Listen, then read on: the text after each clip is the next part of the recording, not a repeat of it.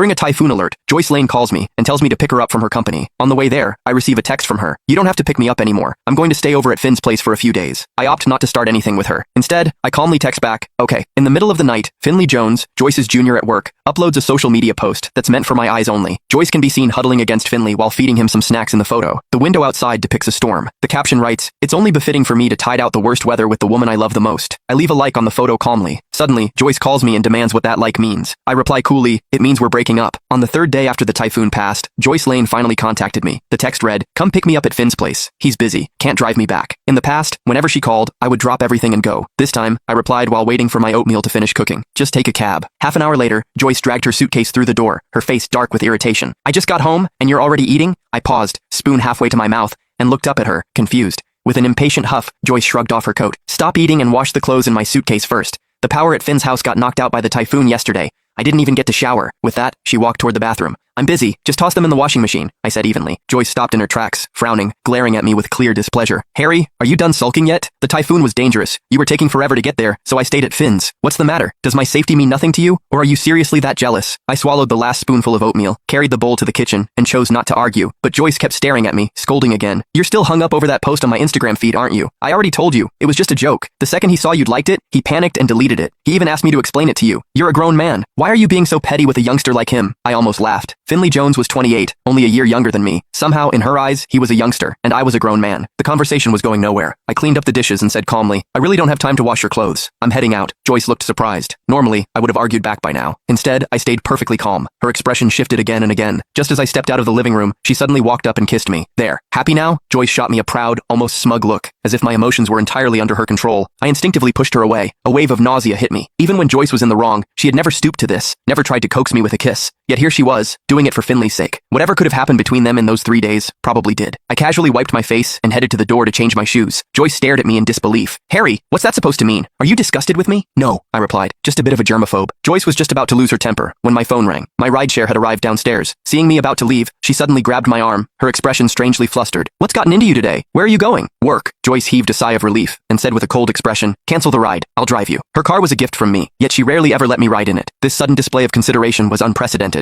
I was about to refuse, but she had already grabbed the keys from the entryway and walked ahead, striding with her usual assertiveness. Left with no choice, I canceled the ride and followed her downstairs. The moment I sat in the passenger seat, I noticed an animation sticker stuck to the dashboard. It read, "Boyfriend's exclusive seat." Joyce had always been meticulous, and she hated unnecessary decorations in her car. It was obvious who had stuck the sticker there. Joyce glanced at my expression, as if waiting for me to say something. There were always so many things involving Finley, and every time I asked in the past, I got chewed out. This time, I said nothing.